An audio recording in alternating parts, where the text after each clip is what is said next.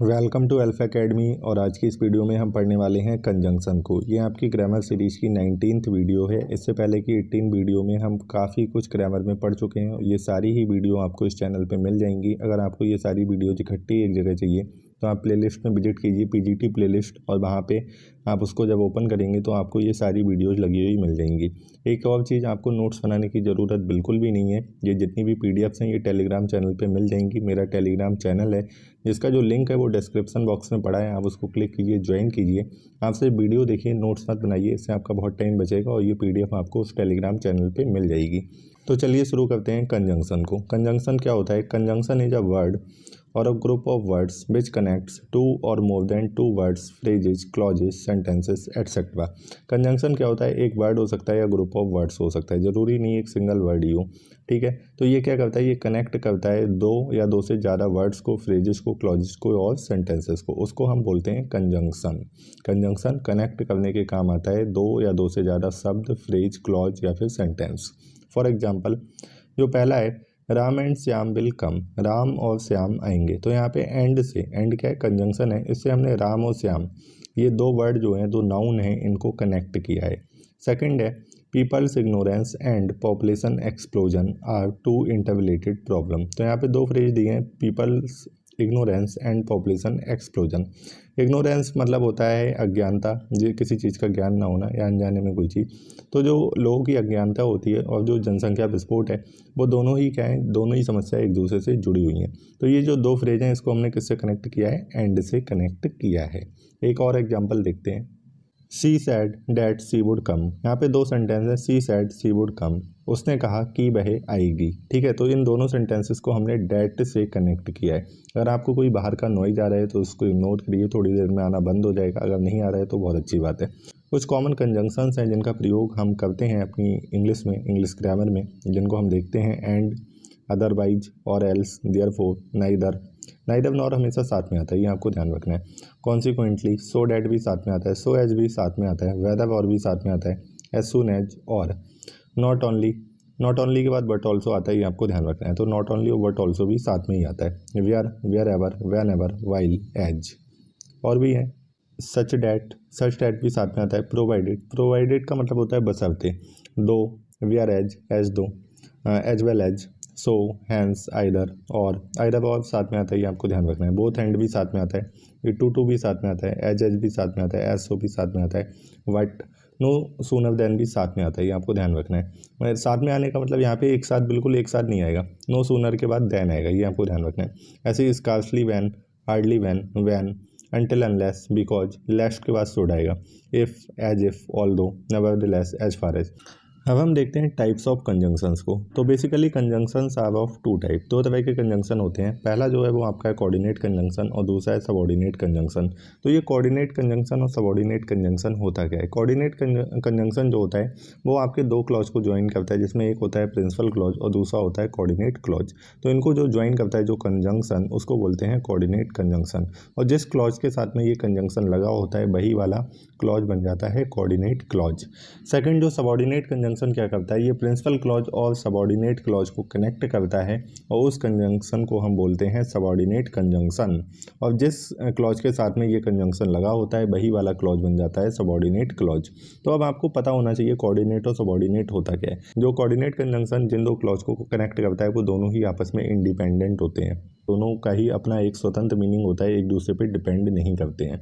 वहाँ पे हम प्रयोग करते हैं कोऑर्डिनेट कंजंक्शन का। तो अगर इनको आपस में तोड़ेंगे तो एक क्लॉज बन जाएगा प्रिंसिपल क्लॉज, और दूसरा क्लॉज जिस कंजंक्शन से कनेक्ट होगा उसको बोलते हैं कोऑर्डिनेट क्लॉज। अब सबऑर्डिनेट कंजंक्शन जिन दो क्लॉज को कनेक्ट करता है उसमें से जो दूसरा क्लॉज होता है वो पहले वाले पे डिपेंडेंट होता है, उस पर निर्भर होता है, उसका जो मीनिंग होता है वो पहले वाले क्लॉज के बिना इनकम्प्लीट होता है। तो इस केस में जिस कंजंक्शन का प्रयोग किया जाता है वो होता है सबऑर्डिनेट कंजंक्शन। आई होप आपको क्लियर हुआ होगा, आगे और क्लियर होगा जब हम एग्जाम्पल देखेंगे। तो सबसे पहले पढ़ते हैं कोऑर्डिनेट कंजंक्शन। चलिए कोऑर्डिनेट कंजंक्शन पढ़ते हैं। Read the following sentences. पहला है he read the notes and return them to me. Second है he came to meet me but I was not at home. And third है she work hard yet she failed. इन तीनों ही cases में क्या हो रहा है? इसमें पहले केस में एंड कंजंक्शन यूज किया गया है, दूसरे में बट किया गया है, तीसरे में येट किया गया है। चलिए सेंटेंस को ही देख लो। सी वर्क हार्ड, सी फेल्ड। ठीक है, उसने कड़ी मेहनत की, वह फेल हो गई। दोनों ही सेंटेंस अपने आप में इंडिपेंडेंट है, कोई सा भी किसी पे डिपेंड नहीं कर रहा है। और यहाँ पे जिस कंजंक्शन का हमने प्रयोग किया है इनको जोड़ने के लिए वो आया है येट, इसीलिए इसको कोऑर्डिनेट कंजंक्शन कहा गया है। तो ये वाला जो क्लॉज है ना येट सी फेल्ड, ये क्या है, ये कोऑर्डिनेट क्लॉज है। और ये वाला जो क्लॉज है सी वर्कड हार्ड, ये क्या है, प्रिंसिपल क्लॉज। ये आपको समझना होगा, जिस क्लॉज में कंजंक्शन लगा होगा वही वाला क्लॉज कोऑर्डिनेट क्लॉज होगा। जैसे ही केम टू मीट मी, वह मुझसे मिलने आया। आई वॉज नॉट एट होम, मैं घर पर नहीं था। दोनों ही सेंटेंस अपने आप में इंडिपेंडेंट है, कोई किसी पे निर्भर नहीं कर रहा है। लेकिन जब हमने इसे कंजंक्शन से कनेक्ट किया जो कि था बट, तो यहाँ पे अगर इसको हम तोड़ेंगे तो ही केम टू मीट मी बन जाएगा principal clause, but I was not at home बन जाएगा कोऑर्डिनेट क्लॉज। आई होप आपको समझ में आया होगा। Conjunctions and like and but yet connect two sentences, each of them individually have a meaning. मतलब दोनों ही सेंटेंस का अपना पर्सनल मीनिंग भी होता है, अपने आप में वो इंडिपेंडेंट होते हैं। If the sentences are separated into different clauses, अगर इन सेंटेंस को अलग अलग क्लॉजेज में तोड़ा जाता है, one will be principal clause and other will be coordinate clause. यही चीज़ मैं आपको अभी ऊपर बता रहा था। अब आपको एक चीज़ और ध्यान रखनी है, अभी तक हमने कंजंक्शन के दो टाइप पढ़े, फिर से बता देता हूँ, कोऑर्डिनेट कंजंक्शन और सबऑर्डिनेट कंजंक्शन। अब ये जो कोऑर्डिनेट कंजंक्शन होते हैं ना, इनके भी 4 प्रकार होते हैं, वो हम आगे पढ़ेंगे। तो जो पहला टाइप होता है वो होता है कम्युलेटिव कंजंक्शन। कम्युलेटिव कंजंक्शन क्या होता है, these conjunctions connect two nouns, pronoun etcetera. For example he is rich and happy, वह क्या है, अमीर है और खुश है। तो यहाँ पे हमने रिच और हैप्पी को किससे कनेक्ट किया है, एंड से। Ram as well as Shyam is coming, Ram और श्याम को हमने किससे कनेक्ट किया है, एज वेल एज से। ओके, ये हो गया कम्युलेटिव कंजंक्शंस का एग्जाम्पल।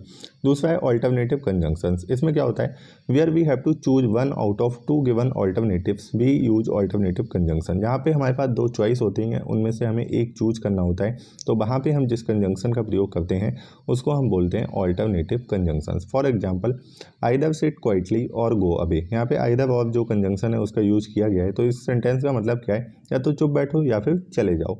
मतलब यहाँ पे 2 चॉइस हैं आपके पास, या तो आप चुपचाप बैठ जाओ या फिर चले जाओ।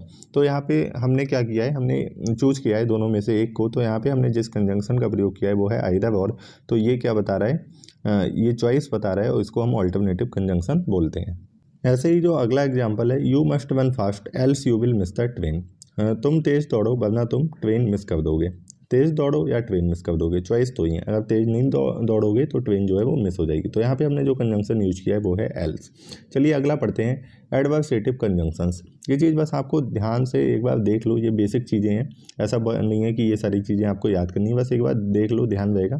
जो असली चीज़ है वो वीडियो में बाद में शुरू होगी, जो हम रूल्स पढ़ेंगे 1 बाई 1 वो आपको बहुत ध्यान से समझने हैं। ओके, तो अभी मैं बस आपको एक बेसिक आइडिया दे रहा हूँ कि कंजंक्शन एक्चुअली होता क्या है। सबसे पहले देखते हैं एडवर्सेटिव कंजंक्शन की definition. These are used to connect such noun, pronoun, sentences etcetera that denote the result is opposite to the action. मतलब जो रिजल्ट है वो एक्शन का क्या है, अपोजिट है। For example he is rich but he is not happy, वह अमीर तो है लेकिन वह खुश नहीं है। ठीक है, मतलब अमीर होने के बाद भी खुश नहीं है, तो रिजल्ट जो है वो क्या है, अपोजिट है। इस यहाँ पे हमने इसको बट से कनेक्ट किया है। तो ये बट जो है वो कैसा है, एडवर्सेटिव कंजंक्शन। ओके, ये ऐसा नहीं है कि ये फिक्स होते हैं, ये सेंटेंस के मीनिंग के हिसाब से आपको पता चल जाएगा कि कौन सा कंजंक्शन है। और मैं आपको एक चीज़ और भी बताऊँ, कभी भी एग्जाम में ये नहीं पूछा जाएगा कि ये रिलेटिव कंजंक्शन है, एडवर्सेटिव है, कम्युलेटिव है, कौन सा है। बस ये आपको मैं एक बेसिक आइडिया दे रहा हूँ कंजंक्शन का एक्चुअली है क्या। असली चीज़ वीडियो में बाद में शुरू होगी, लेकिन इसका मतलब ये नहीं है कि ये पार्ट आप स्किप कर दो। हार्डली 5 मिनट का पार्ट है, ध्यान से पढ़ लो। अगला है he is industrious still he does not get good marks. अब इंडस्ट्रियस का मतलब होता है मेहनती, वह मेहनती है फिर भी वह अच्छे मार्क्स जो है वो नहीं पाता है। तो जो अच्छे मार्क्स नहीं पाता है ये किसका, ये एक तरह से अपोजिट है, मतलब जो रिजल्ट है अपोजिट है किसका, जो पहला क्लॉज है, ही इज इंडस्ट्रियस। वह मेहनती है फिर भी उसे अच्छे नंबर नहीं मिलते। तो यहाँ पे जो हमने कंजंक्शन यूज किया वो है स्टिल। अब नेक्स्ट है illative conjunctions. Illative conjunctions are to connect two actions in which one action is the result of the other action. जो पहला एक्शन है वो रिजल्ट है दूसरे एक्शन का। I was ill so I could not come, मैं बीमार था इसीलिए मैं नहीं आ सका। तो हमने इसको किससे कनेक्ट किया है, सो से। ओके, तो जो दूसरा वाला क्लॉज है वो पहले वाले क्लॉज का क्या है, एक तरह से रिजल्ट है। तो हमने कोऑर्डिनेट कंजंक्शन पढ़े, उसके 4 टाइप होते हैं वो भी हमने पढ़े। अब हम आते हैं सबऑर्डिनेट कंजंक्शन पे। फिर से बता देता हूँ, सबऑर्डिनेट कंजंक्शन 2 क्लॉज को कनेक्ट करता है और दूसरा वाला क्लॉज जो होता है वो पहले वाले क्लॉज पे डिपेंडेंट होता है। ओके, चलिए पढ़ते हैं। Read the following sentences. If you work hard you will succeed, अगर तुम कठिन परिश्रम करोगे तुम सफल होगे, यही मीनिंग है ना। तो यहाँ पे जो कंजंक्शन आया वो आया इफ़। ऐसे since I was busy I could not call you up, since I was busy I could not call you up, चूँकि मैं बिजी था मैं तुम्हें कॉल नहीं कर सका। तो यहाँ पे जो कंजंक्शन यूज हुआ है सिंस। अब देखो in the sentences conjunction like if, since, etcetera connect two clauses. If sentence are divided into clauses, one will be principal clause and other will be subordinate clause. Here the subordinate clause depends on the principal clause. वही चीज़ आ गई, अगर ये जो पूरा sentence है ये if और सिंस से कनेक्ट है, लेकिन अगर इसको आप तोड़ेंगे तो दो क्लॉजेज में तोड़ेंगे तो एक क्लॉज बनेगा प्रिंसिपल क्लॉज और दूसरा क्लॉज बनेगा सबऑर्डिनेट क्लॉज। और जो सबऑर्डिनेट क्लॉज है वो डिपेंड करेगा प्रिंसिपल क्लॉज पे। तो बात समझ में आ गई आपके। तो जैसे यहाँ पे जो सबऑर्डिनेट क्लॉज है वो क्या होगा, इफ़ यू वर्क हार्ड, और प्रिंसिपल क्लॉज क्या है, यू विल सक्सीड, तुम सफल होगे। लेकिन जो सबऑर्डिनेट क्लॉज है, अगर तुम कड़ी मेहनत करोगे, अगर तुम कड़ी मेहनत करोगे तो क्या तुम सफल होगे। ठीक है, ये है आपका प्रिंसिपल क्लॉज। ओके, तो अगला पढ़ते हैं। The following subordinate conjunctions are used depending on the meaning of the sentence. ये जो सबऑर्डिनेट कंजंक्शन होते हैं वो यूज किए जाते हैं मीनिंग ऑफ द सेंटेंस के आधार पर। अभी मीनिंग ऑफ द सेंटेंस का क्या क्या आधार होता है, टाइम हो सकता है, जैसे when, whenever, till, until, before, since, while, as soon as long as, just as, ये टाइम के सेंस में यूज किए जाते हैं। जैसे for example when I saw him I stopped my car, जब मैंने उसको देखा मैंने अपनी कार रोक ली। तो यहाँ पे when का यूज किया गया है, मतलब जिस समय मैंने उसको देखा, टाइम के सेंस में यूज हो रहा है। ओके, मैंने अपनी कार रोक दी। ऐसी सेकंड है as soon as it rains the farmer will sow the seed, जैसे ही वर्षा होगी जो किसान है वो क्या करेंगे, बीज बो देंगे। तो वर्षा की यहाँ पे टाइमिंग है, जैसे ही होगी, जिस समय भी होगी, जो फार्मर हैं वो क्या करेंगे, अपना जो सीड है वो बो देंगे। ओके, अगला है प्लेस के सेंस में कौन सा कंजंक्शन यूज होता है, वेयर और वेयर एवर। जैसे एग्जाम्पल है you can go wherever you want, तुम जा सकते हो जहाँ भी तुम जाना चाहो। यहाँ भी प्लेस की बात हो रही है, इसलिए हमने कौन सा कंजंक्शन यूज किया, वेयर एवर, जहाँ भी। ओके, अगला है पर्पस। पर्पस के सेंस में हम यूज करते हैं that, so that, in order that, lest. जैसे for example we eat so that we may live, हम खाते हैं ताकि हम जिंदा रह सकें। तो हमारा पर्पस क्या है, खाने का, जिंदा रहने के लिए। ठीक है, तो यहाँ पे हमने जो कंजंक्शन यूज किया है सो। अगला है run fast lest you should miss the train, तेज दौड़ो वरना तुम ट्रेन मिस कर दोगे। तो तेज दौड़ने का पर्पस क्या है, ट्रेन ना मिस करना। यहाँ पे हमने कंजंक्शन यूज किया है लेस्ट। ये एक चीज़ आपको ध्यान रखना है, लेस्ट के बाद हमेशा शुड का प्रयोग होता है। अगर इसकी जगह किसी और चीज़ का प्रयोग हो रहा है तो वो सेंटेंस जो है वो गलत है। या फिर कई बार आपको ब्लैंक में यहाँ पे पूछ लिया जाता है क्या चीज़ आएगी, तो शुड आएगा, ये आपको ध्यान रखना है। अगला है कॉज। कॉज मतलब कारण। कारण के लिए यहाँ पे सिंस, बिकॉज, एज का प्रयोग होता है। जैसे for example she came because I called him up, वह आई क्योंकि मैंने उसे बुलाया। तो उसके आने का कारण क्या था, मैंने बुलाया था। ठीक है, तो यहाँ पे हमने कंजंक्शन यूज किया है बिकॉज। अगला देखते हैं second, as he is miser no one likes him. No one likes him, उसको कोई पसंद क्यों नहीं करता है, क्योंकि वह क्या है, माइजर है। तो यहाँ पे कौन सा कंजंक्शन यूज किया है, एज। अगला है रिजल्ट। रिजल्ट में हम कौन सा कंजंक्शन यूज करते हैं, सो डैट, सच डैट। ठीक है, रिजल्ट के सेंस में। जैसे for example he is so weak that he can not even stand, वह इतना कमजोर है कि वह खड़ा भी नहीं हो सकता है। ठीक है, वह कमजोर है तो इसका रिजल्ट क्या है, वह खड़ा नहीं हो सकता है। यहाँ पे हमने कंजंक्शन यूज किया है सो डैट। ओके, सेकंड है he is such a fool that he does not understand anything, वह इतना मूर्ख है कि उसको कुछ भी समझ में नहीं आता है। तो उसको कुछ भी क्यों नहीं समझ आ रहा है, क्योंकि वह बहुत मूर्ख है। ठीक है, तो यहाँ पे हमने कंजंक्शन यूज किया है सच डैट। आपको ये भी ध्यान रखना है, सो के साथ डैट आता है, सच के साथ भी डैट आता है। ठीक है, कोई और चीज़ नहीं आएगी, बट वाई, ये सब चीज़ें, मतलब कुछ और अगर यहाँ पे आ रहा है तो एक तरह से सेंटेंस गलत हो जाएगा।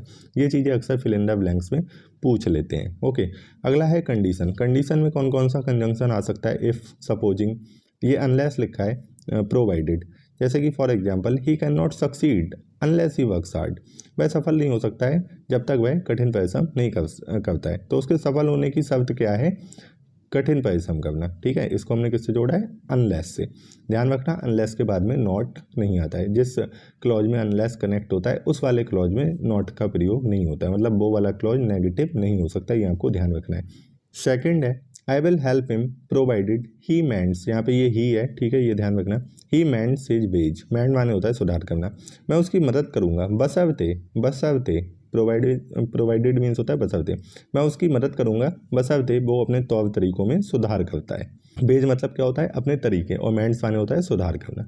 ठीक है, तो यहाँ पे कंडीशन क्या है, वो अपने तरीकों में सुधार करे तभी मैं उसकी हेल्प करूंगा। तो यहाँ पे हमने जो कंजंक्शन यूज किया है वो है प्रोवाइडेड।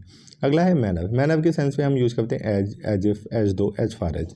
जैसे एग्जाम्पल है he scolded me as if he were my father, उसने मुझे डांटा जैसे कि वह मेरा पिता हो। ठीक है, तो यहाँ पे हमने कौन सा कंजंक्शन यूज किया है, एज इफ। अगला है कंपैरिजन के सेंस में as, as, so as, than का हम प्रयोग करते हैं अगर हम दो चीज़ों को या दो से ज़्यादा चीज़ों को कंपेयर करते हैं। जैसे कि पहला एग्जांपल है a wise enemy is better than a foolish friend. एक जो बुद्धिमान शत्रु होता है वो एक मूर्ख फ्रेंड से क्या होता है, अच्छा होता है। तो हम कौन कौन सी दो चीज़ें कंपेयर कर रहे हैं, वाइज एनिमी को और फुलिश फ्रेंड को। तो यहाँ पे कौन सा कंजंक्शन यूज किया है, देन।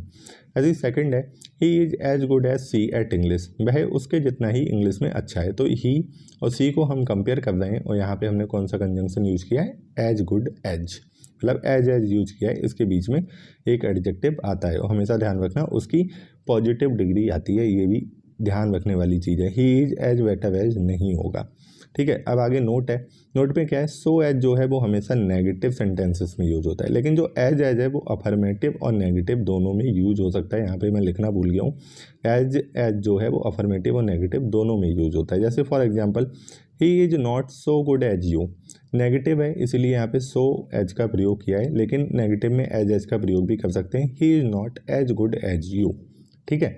लेकिन अफर्मेटिव में सो एज का प्रयोग नहीं करते हैं, ये आपको ध्यान रखना है। अगला है कंट्रास्ट। अगला है कंट्रास्ट। कंट्रास्ट के सेंस में हम दो, ऑल दो, हाउएवर का प्रयोग करते हैं। एग्जाम्पल के लिए देखते हैं, दो he worked hard he failed, यद्यपि उसने कठिन परिश्रम किया वह फेल हो गया। तो यहाँ पे ये कंट्रास्ट है, कठिन परिश्रम करने के बाद भी फेल हो गया, ठीक है। तो हमने यहाँ पे दो का प्रयोग किया है। ऐसे ही अगला वाला देखो, आई ट्राइड वेरी हार्ड, मैंने बहुत कोशिश की हालांकि मैं रेस नहीं जीत सका, मतलब बहुत कोशिश करने के बाद भी रेस नहीं जीत सका। तो दोनों क्लॉज आपस में एक दूसरे को कंट्राडिक्ट कर रहे हैं और यहाँ पे कंजंक्शन यूज किया हमने हाउएवर। अगला है कोरिलेटिव कंजंक्शन। ये क्या होते हैं, कोरिलेटिव कंजंक्शन जो होते हैं वो हमेशा पेयर में आते हैं, ठीक है। फॉर एग्जाम्पल आइदर और, neither nor, both and, not only, but also. Not only जो बट ऑल्सो है वो नॉट ओनली को फॉलो करता है, ध्यान रखना, येट दो को फॉलो करता है, ऐसे ही वेदर और। तो ये सारी चीज़ें, ये जो कंजंक्शन है वो हमेशा पेयर में आते हैं, जोड़े में आते हैं, इसीलिए इन्हें कोरिलेटिव कंजंक्शन बोलते हैं। जैसे कि एग्जाम्पल देखो, neither his friends nor his parents knew about his evil intentions, ना तो उसके दोस्त ना ही उसके माता पिता उसके बुरे इरादों के बारे में जानते हैं। तो यहाँ पे जो हमने कंजंक्शन यूज किया है नाइदर नॉर, नाइदर के बाद में नॉर तो आना ही है, इसके बाद अगर कोई और चीज़ आ रही है तो वो अपने आप में गलत है। ऐसे ही जो अगला है, I do not know whether he will कम और नॉट, तो यहाँ पे वेदर के साथ में और आएगा, जरूरी नहीं कि और आए ही, लेकिन अगर आएगा तो और ही आएगा, इसके अलावा एंड नहीं आ सकता। जैसे I do not know whether he will come and not, तो ये अपने आप में गलत हो जाएगा। तो ये जो वेदर और क्या है, ये क्या है, ये कोरिलेटिव कंजंक्शन है। अब जो चीज़ आप पढ़ने वाले हैं आपको बहुत ध्यान से पढ़नी है, बिल्कुल एग्जाम ओरिएंटेड है। ये सारी चीज़ें आपके एग्जाम में पूछी गई हैं और पूछी जाएंगी, बार बार पूछी जाती रहेंगी। तो ये चीज़ें आपको बहुत ध्यान से पढ़नी है। असली जो वीडियो है वो आपकी यहाँ से शुरू होगी। अभी तक मैंने आपको कंजंक्शन का बेसिक आइडिया दिया था, अब जो आप पढ़ने वाले हैं इस पर आपको बहुत ध्यान देना है और इससे ही रिलेटेड क्वेश्चन जो हैं वो एक्सरसाइज में आपको मिलेंगे, जो मैं नेक्स्ट वीडियो में कराऊंगा। और वो एक्सरसाइज आपको ज़रूर करनी है, उससे क्या होगा, आपके सारे कंसेप्ट एकदम क्लियर हो जाएंगे, खुल जाएंगे। आपको पता चलेगा कि एक्चुअली ग्रामर का प्रैक्टिकल यूज हम कैसे कर रहे हैं। तो वो एक्सरसाइज आपको करनी है, सिर्फ कंसेप्ट नहीं पढ़ने हैं। ग्रामर सिर्फ कंसेप्ट पढ़ने के लिए नहीं होती है, आपको ज़्यादा से ज़्यादा उसकी प्रैक्टिस भी करनी है। तो चलिए शुरू करते हैं। रूल नंबर 1 है, if two subjects are joined by as well as with, along with, and not, in addition to, besides, except, rather than, accompanied by, the verb agrees with the first subject. ये जो मैंने class ली थी subject verb agreement वाली, उसमें भी आपको बताया था और फिर से आपको बता रहा हूँ इस वाले वीडियो में। As well as, with, along with, and not, in addition to, besides, except, rather than, accompanied by, अगर इन कंजंक्शन से दो चीज़ें कनेक्ट हो रही हैं तो जो वर्ब है वो पहले सब्जेक्ट के साथ में एग्री करेगी। जैसे कि एग्जाम्पल से क्लियर होगा, Ram as well as his friends is coming. तो ये जो एज वेल एज है वो किसको कनेक्ट कर रहा है, एक तो राम को और हिज फ्रेंड्स को। अब यहाँ पे जो वर्ब है वो किसके अकॉर्डिंग आएगी, पहले सब्जेक्ट के अकॉर्डिंग आएगी। पहला सब्जेक्ट क्या है, राम, ठीक है, इसीलिए यहाँ पे इज आया है। हिज फ्रेंड्स के अकॉर्डिंग आती तो क्या आता, आर आता है। तो आपको ध्यान रखना है ये जो वर्ब है वो पहले सब्जेक्ट के साथ में एग्री करेगी, इतना ध्यान रखना है। जैसे ये है, he and not his parents is guilty. तो यहाँ पे देखो एंड नॉट जो है ये कंजंक्शन है, ये किसको कनेक्ट कर रहा है, एक तो ही को और हिज पेरेंट्स को। तो अगर वर्ब जो हिज पेरेंट्स के साथ में नहीं आएगी, किसके साथ में आएगी, पहले सब्जेक्ट मतलब ही के अकॉर्डिंग आएगी, इसीलिए यहाँ पे इज आया है, ये आपको ध्यान रखना है। अब चलिए देखते हैं रूल नंबर 2।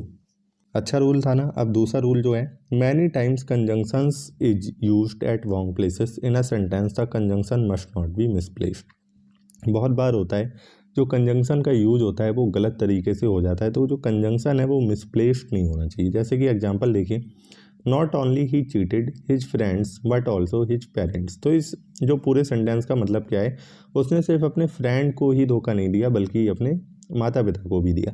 लेकिन यहाँ पे जो कंजंक्शन है नॉट ओनली, वो गलत तरीके से रखा हुआ है, ये आपको ध्यान देना है। जैसे सही सेंटेंस ये है, एक बार इसको देखो समझ में आ जाएगा।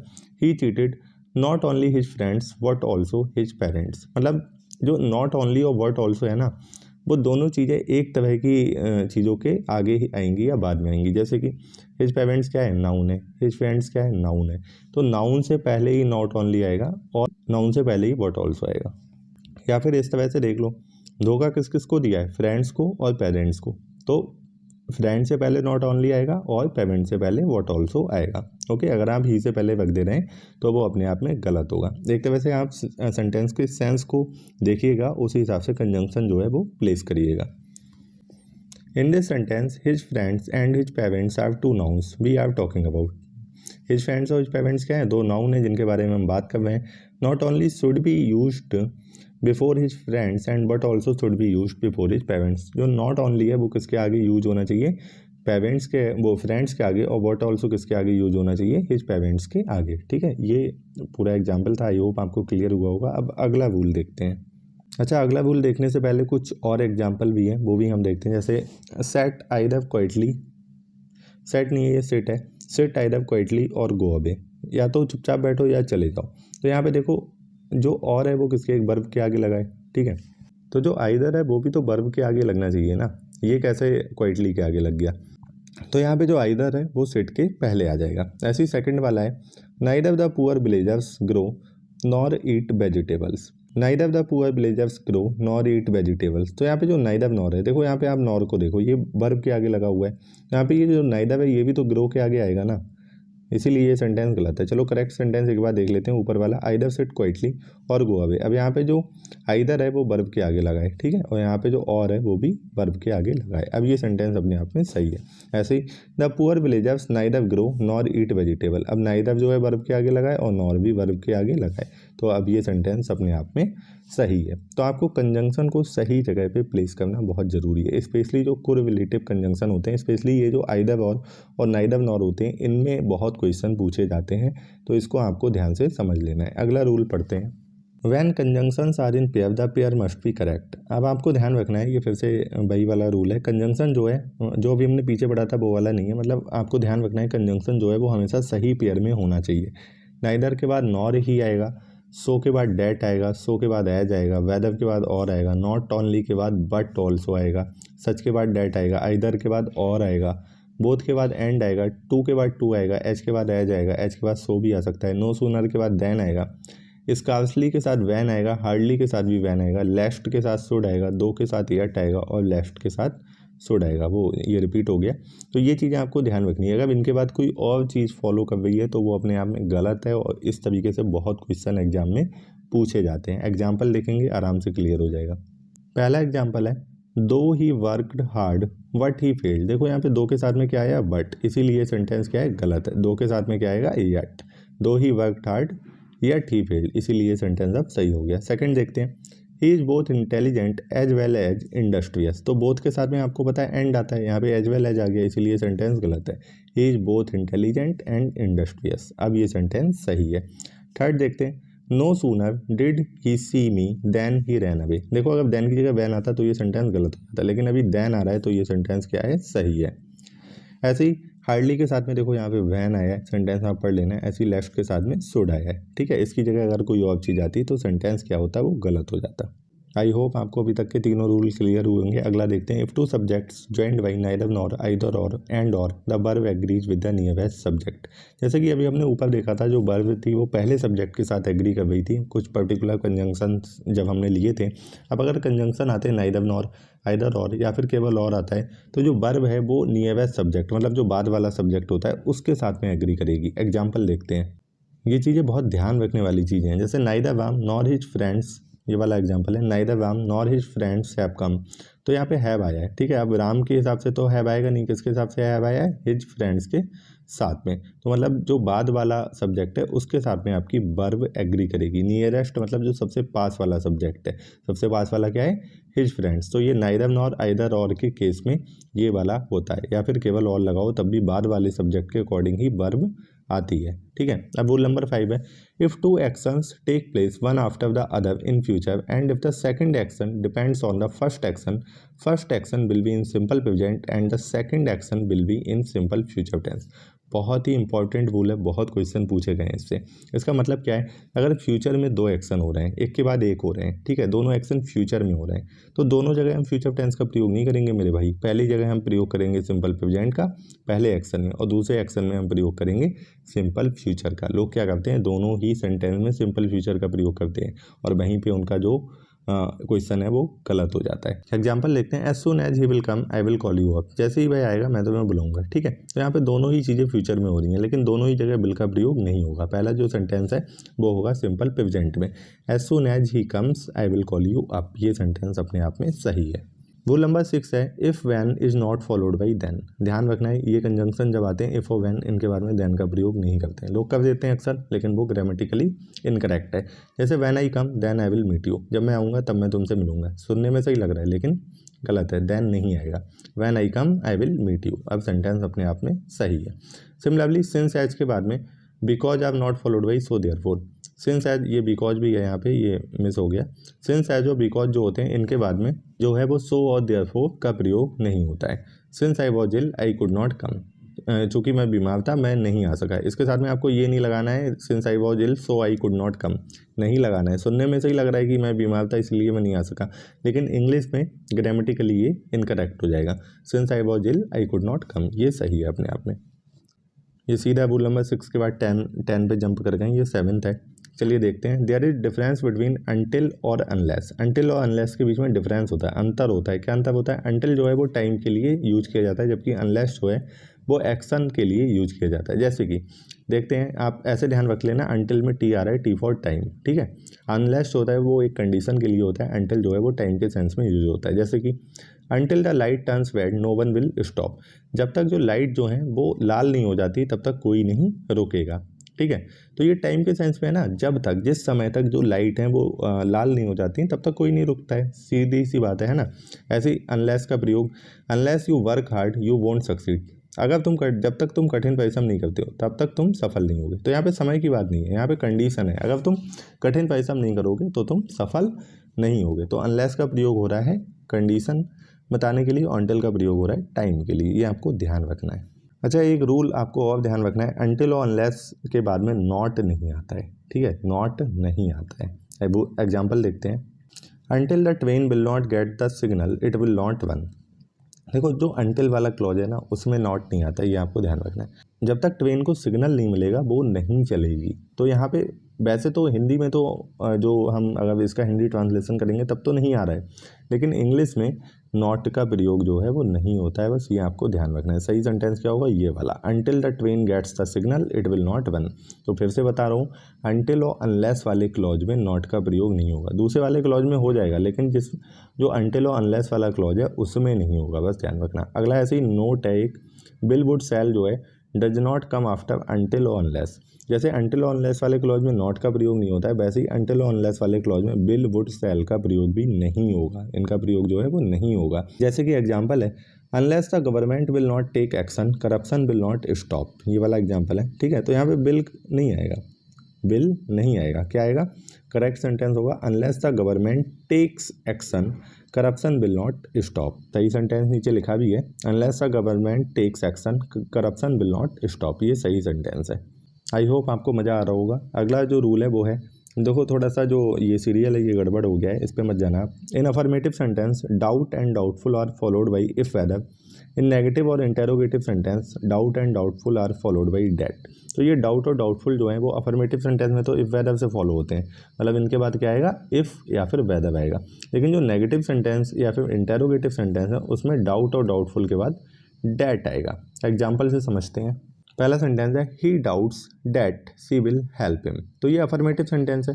तो डाउट के बाद में क्या आएगा, वेदर आएगा, इफ़ या वेदर आएगा, इसीलिए सेंटेंस गलत है। ही डाउट इफ़ या फिर वेदर, दोनों में से कोई भी यूज कर सकते हैं। He doubts if she will help him, he doubts whether she will help him, ये सही सेंटेंस है। अगला देखते हैं example, I have no doubt if या फिर whether he will cheat me, तो ये गलत है क्योंकि ये नेगेटिव सेंटेंस है। नेगेटिव सेंटेंस में डाउट के बाद क्या आएगा, डैट आएगा, ना कि इफ़ या वेदर आएगा। ये वेदर की स्पेलिंग भी यहाँ पे गलत लिखी है, तो इसका सही सेंटेंस क्या होगा, I have no doubt that he will cheat me. तो यहाँ पे डाउट के बाद चूंकि नेगेटिव है तो क्या आया, डैट आया। ये चीज़ आपको ध्यान रखनी है। ओके, कुछ और एग्जाम्पल भी ले सकते हैं। I am doubtful that my parents will allow me to go to the party, मैं डाउटफुल हूँ कि मेरे पेरेंट्स जो है मुझे अलाउ करेंगे पार्टी में जाने के लिए। तो ये सेंटेंस जो है वो क्या है, अफर्मेटिव है। अब इसके साथ में हमने डेट लगा दिया तो सेंटेंस क्या हो गया, गलत हो गया। अफर्मेटिव के साथ में क्या लगेगा, इफ़ या वेदर, तो अब ये सेंटेंस जो है वो सही है। अब जो नेक्स्ट रूल है, the same is followed by that, same जो है वो डैट, वो जो डैट है वो सेम को फॉलो करेगा अगर जो वर्ब है वो सेम के बाद में आ रही है। बहुत ही थोड़ा सा कॉम्प्लिकेटेड रूल है, आराम से समझ में आ जाएगा। देखो सेम के बाद दो चीज़ें आती हैं, एक आता है डेट और एक आता है एज। डेट तब आएगा in case of verb followed by same, मतलब सेम के बाद अगर कोई वर्ब आ रही है तो उस केस में डेट आएगा, अगर वर्ब नहीं आ रही है तो एज आएगा। एग्जाम्पल से जल्दी क्लियर होगा, this is the same book that I wanted, this is the same book that I wanted, ठीक है। तो सेम के बाद में एक वर्ब आ रही है, इसीलिए हमने यहाँ पे डेट का प्रयोग किया है। He is the same boy that met me in the market, यहाँ भी सेम के बाद एक वर्ब आ रही है, इसीलिए हमने डेट का प्रयोग किया है। अब तीसरा एग्जाम्पल देखते हैं, this is the same book as mine, यहाँ पे सेम के बाद में कोई भी वर्ब नहीं आ रही, इसीलिए हमने एज का प्रयोग किया है।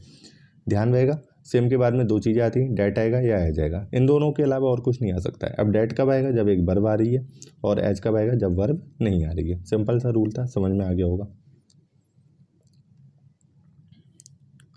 रूल नंबर 14 है, as so as are use for comparison. As और सो एज का प्रयोग हम किसके लिए करते हैं, कंपैरिजन के लिए करते हैं। और as is used in positive as well as negative sentence. As जो है वो पॉजिटिव और नेगेटिव दोनों में आ सकता है, लेकिन सो एज जो है वो सिर्फ नेगेटिव सेंटेंस में ही आएगा। ये अभी हमने पहले भी पढ़ा था, फिर से पढ़ ले रहे हैं। एग्जाम्पल देखते हैं, he is as intelligent as you, कैसा सेंटेंस है, affirmative. He is not as intelligent as you, वही सेंटेंस है, नेगेटिव है, इसमें भी एज का प्रयोग हो गया। लेकिन नेगेटिव सेंटेंस में सो एज जो है वो हम पॉजिटिव में नहीं यूज कर सकते, वो नेगेटिव में ही यूज होगा। जैसे he is not so intelligent as you, ये भी नेगेटिव है, यहाँ पे सो एज का प्रयोग हुआ है। अब बस एक छोटा सा नोट है, उसके बाद वीडियो खत्म हो जाएगी। नोट ये है कि एज और सो एज के बीच में हम जो है वो पॉजिटिव डिग्री का ही प्रयोग करेंगे। जैसे ये सेंटेंस है, he ran as faster as he could, तो ये सेंटेंस गलत है। यहाँ पे फास्टर की पॉजिटिव डिग्री क्या होगी, फास्ट, तो उसी का प्रयोग होगा, he ran as fast as he could. ऐसे ही is as better as you, तो यहाँ पे बेटर जो है वो नहीं आएगा, यहाँ पे क्या आएगा, गुड आएगा। ओके, तो ये चीज़ें आपको ध्यान रखनी है, he is as good as you. तो आज की वीडियो यहीं पे ख़त्म होती है। ये जो PDF है आपको मेरे टेलीग्राम चैनल पे 1 या 2 दिन बाद मिल जाएगी, आप टेलीग्राम चैनल ज्वाइन कीजिए। अगर आपकी कोई क्वेरीज हैं तो आप कमेंट सेक्शन में पूछ सकते हैं, टेलीग्राम चैनल पे पूछ सकते हैं। उसका लिंक जो है वो डिस्क्रिप्शन बॉक्स में भी पड़ा है, कमेंट सेक्शन में भी पड़ा है, आप उस पर क्लिक कीजिए, ज्वाइन कीजिए। अगर आपको वीडियो पसंद आ रही है, अगर आपको कोई सजेशन देना है कुछ इंप्रूवमेंट के लिए, तो वो भी आप कमेंट सेक्शन में दे सकते हैं। और ग्रामर सीरीज़ जो है वो हमारे चैनल पर लगातार कंटिन्यू है। इसके अलावा PGT की लिटरेचर सीरीज़ में भी काफ़ी वीडियोज़ पड़ी हुई हैं, उसके अलावा जो बाकी के ऑथर हैं वो भी हम कवर करेंगे। Thanks for watching this video, like it, share it in your friends and subscribe the channel. Thank you.